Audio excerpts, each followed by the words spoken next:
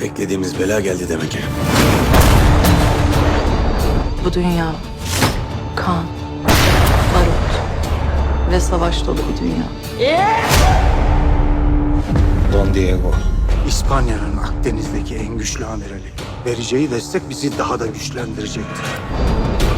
Büyük savaş başlıyor. Allah'ın izniyle kaleyi tez vakitte zapt ederiz. Lakin mühim olan Burak Reis'le Kemal Reis'in Haçlı donanmasına mani olmasıdır.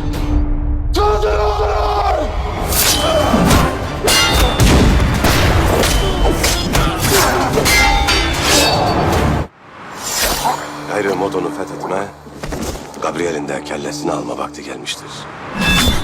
Senin paşalığını da, itibarını da ayağımın altında çiğnedim. Kılıcım gayrı ensene bindi Gabriel. Kelleni almadan kınına girmez.